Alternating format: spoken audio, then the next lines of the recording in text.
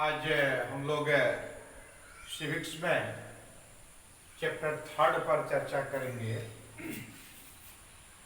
ये constitutional design है chapter 3 में, यानी संविधान निर्माण। तो इसमें हम दक्षिण अफ्रीका का एक उदाहरण देंगे जहां पर अंग्रेज के द्वारा किए गए अत्याचार की चर्चा हुई। आपको ज्ञात होगा, यूरोपीय कंपनी जब भारत में व्यापार करने के लिए आई और धीरे धीरे भारत को गुलाम बना लिया। एक लंबे संघर्ष से अपार धन जन की क्षति,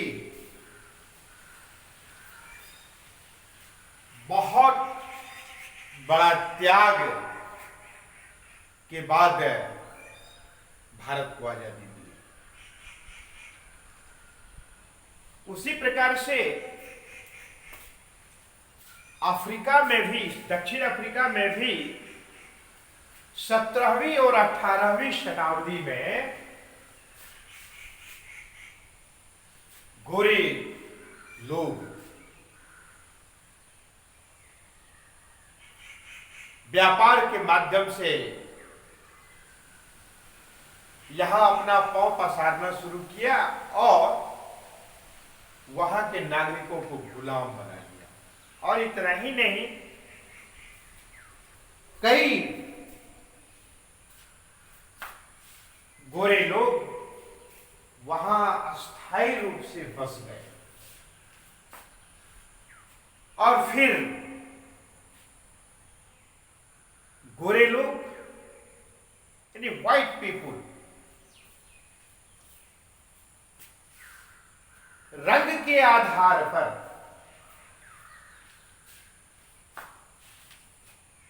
काले लोगों के ऊपर जबरदस्त अत्याचार शुरू कर दिया। वहां के लोगों को घोर यातनाएं दी जानी शुरू कर दी गई। सबको ज्ञात है कि दक्षिण अफ्रीका के लोग सामान्यतया बहुत काले होते हैं, इसलिए according to the basis of their black coloured skin, white people differentiate and ruled over the country। यानी ये गोरे लोग, ब्लैक पीपुल जो दक्षिण अफ्रीकी नागरिक थे, उन्हें रंग के आधार पर, एक वर्ड है यहां पर पार्थी, रंग के आधार पर विभेद करना, रंग के आधार पर विभेद करना, अंतर करना, उच्च और निम्न समझना, इसी को अपार्थीड कहा जाता है। वहां के नागरिक बेहद दयनीय स्थिति में जीने को मजबूर हो गए। इतना ही नहीं, वहां के नागरिकों को किस कदर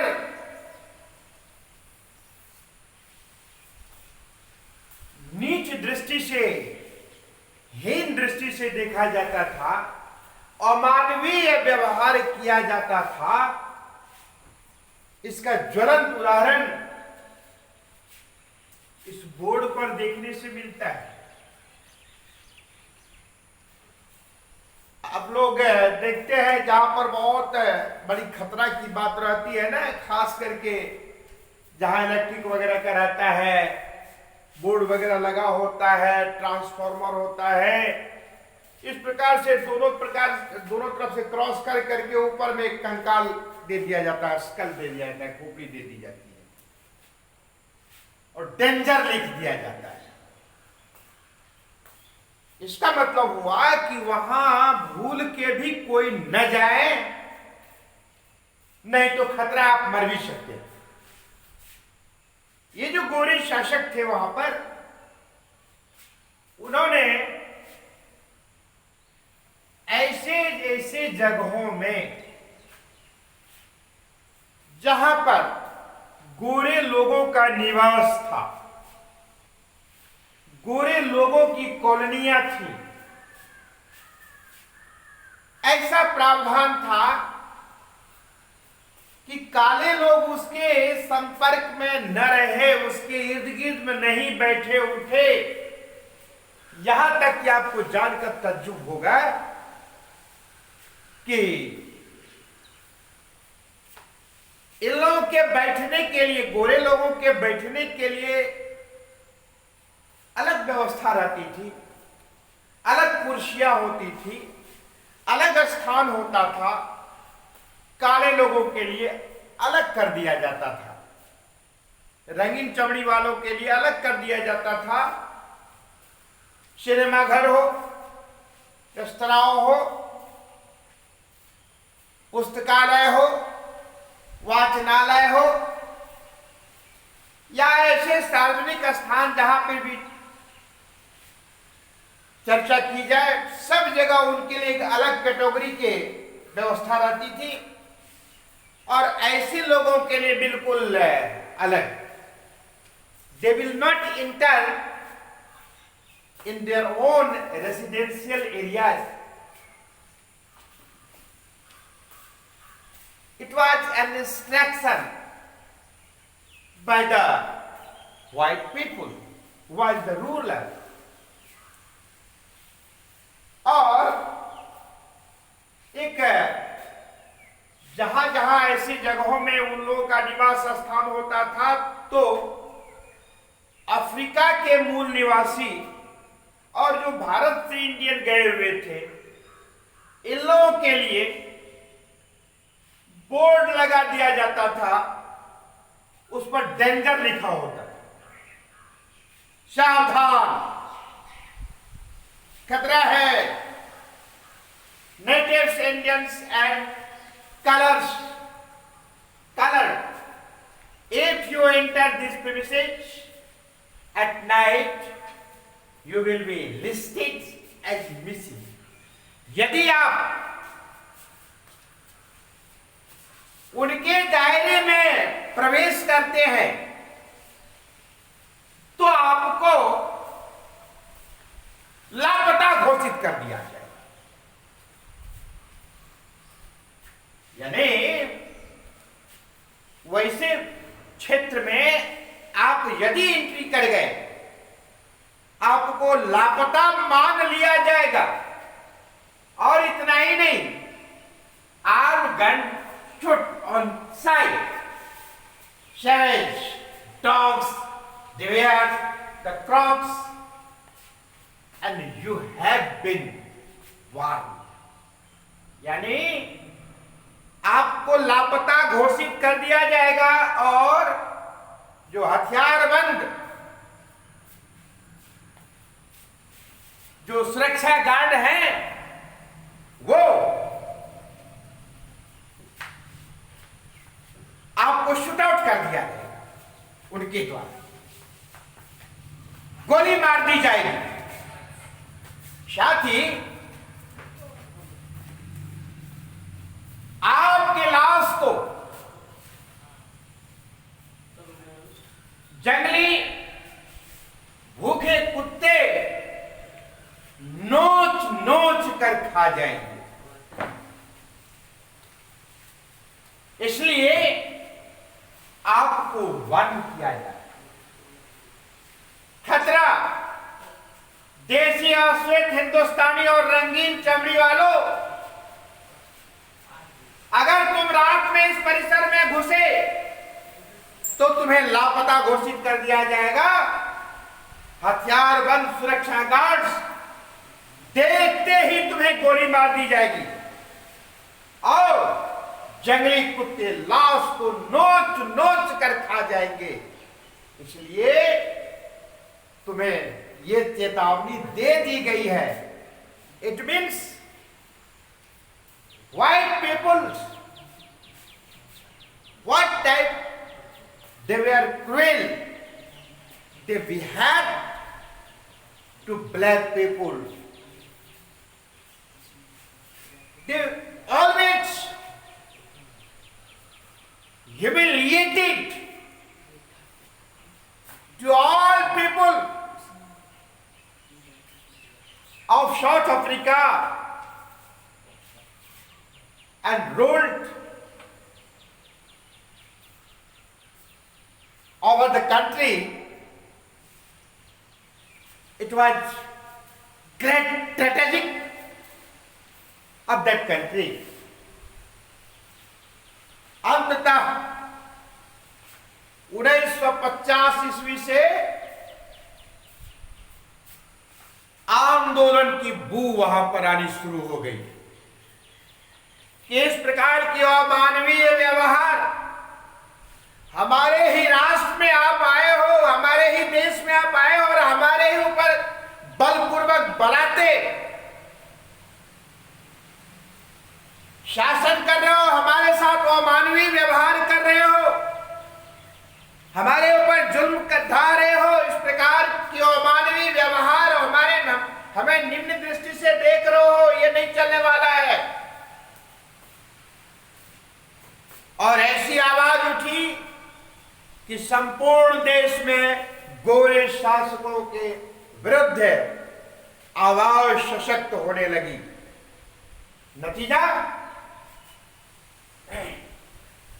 ऐसे ही ब्लैक पीपल में एक ऐसे नेता हुए, उनकी अगुवाई में अंग्रेजों के विरुद्ध, गोरे शासकों के विरुद्ध आंदोलन शुरू कर दिया गया। आपको याद होना चाहिए 1964 ईस्वी में उन्हें और उनके साथ साथ 7 अन्य समर्थक को गिरफ्तार कर लिया गया। उन्हें एक ऐसे भयावह टापू में नजरबंद कर दिया गया जिसमें सामान्य मानव का रहना दुष्कर था। यातनाएं दी गई और इस कुकृत्य के लिए गोरे शासकों की दुनिया के देशों में भर्त्सना की गई और 28 वर्षों के बाद अंततः दुनिया बिरादरी की आलोचना को सुनते सुनते, झेलते झेलते गोरे शासक अंततः मजबूर हो गया कि नहीं, इस नेता को अब आजाद कर देना चाहिए। और इतनी आवाज प्रखर थी, इतने आंदोलन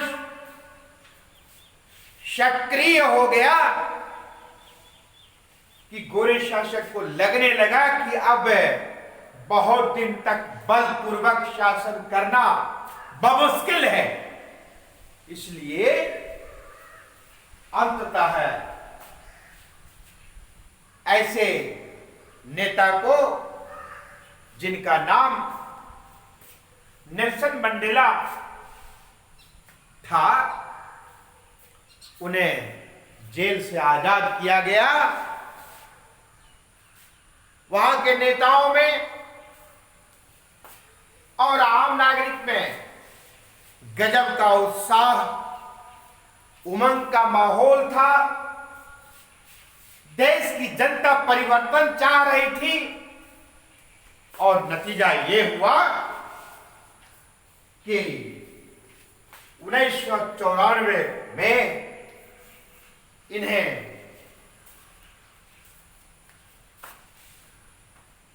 अंग्रेज की और गोरे शासकों की हुकूमत से मुक्ति मिल गई। चुनाव हुआ लोकतांत्रिक शासन प्रणाली के माध्यम से। आपको ज्ञात होना चाहिए कि गोरे शासक 1/4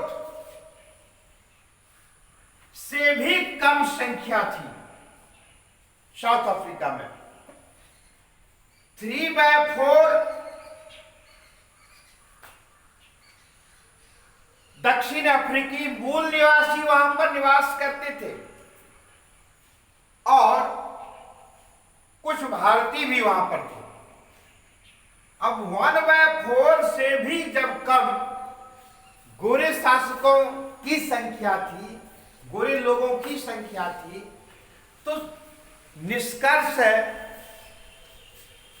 निकालना स्वाभाविक है कि जब चुनाव हुआ अपार बहुमत के साथ कलर्ड पीपुल, ब्लैक पीपुल की हुकूमत हुई, उनकी जीत हुई और वो सत्ता में आए। और he was the first black colored president of South Africa। यानी नेल्सन मंडेला दक्षिण अफ्रीका के पहले अश्वेत राष्ट्रपति बने। तो राष्ट्रपति बने तो उन्होंने निश्चय किया कि जिस प्रकार से गोरे शासकों ने हम लोगों के ऊपर अत्याचार की, यातनाएं दी, अमानवीय व्यवहार किया, यदि हम भी उसी प्रकार से अब चूंकि शासन में आए हैं, सत्ता में आए हैं, तो उनके साथ ऐसे ही अमानवीय व्यवहार करें, निम्न दृष्टि से देखें, तो फिर हम लोगों में और वो गोरे लोगों में फिर अंतर क्या रह गया? भाई साहब, white people are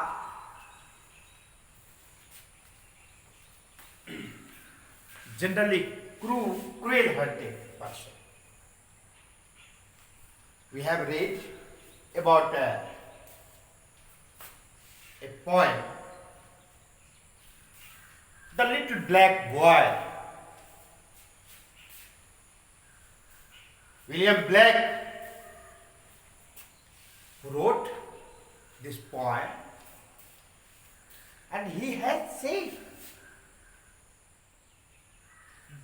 Indian people, they are black, but his heart and soul are white. Why? Another people or ruler, they looks like whites, but their heart and soul are very, very dark or black. अर्थात ऐसे लोग भले ही गोरे दिखते हैं लेकिन दिल के काले होते हैं, किंतु काले लोग दिल के गोरे होते हैं, सफेद होते हैं। इट मीन्स पवित्र हृदय के होते हैं। तो ये जो अश्वेत राष्ट्रपति बने नेल्सन मंडेला, जिनका भारतीय मूल के जो निवासी वहां के थे, उन लोगों ने भी समर्थन किया, क्योंकि भारतीयों को भी बहुत यातनाएं दी गई। तो उन्होंने निश्चय किया कि अंग्रेजों ने जो गलती की, गोरे शासकों ने जो गलती की, वो गलती को हम दोहराना नहीं चाहेंगे। बल्कि इतिहास से कुछ सीखेंगे, सबक लेंगे। न तो वो मेरा भी तात्पर्य यहां पर है नेल्सन मंडेला से। नेल्सन मंडेला ने कहा कि हमें गोरे लोगों के द्वारा जो घोर अन्याय किया गया था उसका मैंने डटकर मुकाबला किया, विरोध किया, संघर्ष किया। और यदि अश्वेत लोगों के द्वारा भी ऐसा कुछ व्यवहार होगा तो मैं उसका भी विरोधी हूं। हमें गोरे और काले दोनों के हित कल्याण की चिंता करते हुए राष्ट्र को आगे बढ़ाना है। इस प्रकार का चिंतन उस अश्वेत राष्ट्रपति नेल्सन मंडेला का था।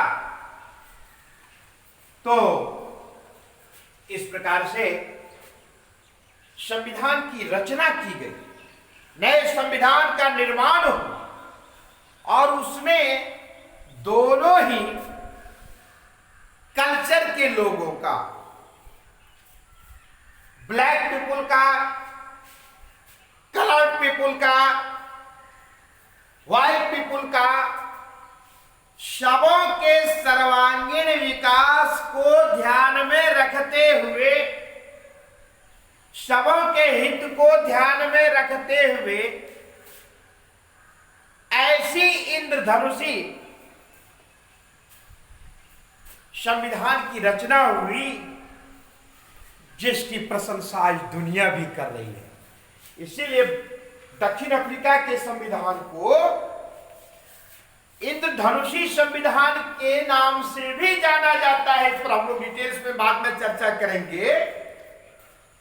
तो इस तरह से हमने देखा कि जिस प्रकार से गोरे लोगों के द्वारा ब्लैक पीपुल, कलर्ड पीपुल के साथ अमानवीय व्यवहार हो रहा था, उसके विरुद्ध आवाज उठाई गई अंततः।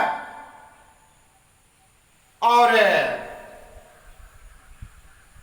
गोरे लोगों को विवश होकर के चुनाव कराने पर मजबूर होना पड़ा, करवाने पर, और अंततः सरकार काले लोगों की बनी। किंतु काले लोगों के द्वारा समभाव, आपसी समानता का भाव सभी वर्गों के साथ रखा गया और इस प्रकार से एक नवीन नए संविधान की रचना हुई। तो आज के अध्याय में इतना ही। आप कल्पना कीजिए कि कितना हेय दृष्टि से देखा जाता था। इसीलिए मैंने इसको हूबहू उतार दिया है। ये बैनर में लगा होता था जहां तहां और उसको मैंने स्पष्ट किया है।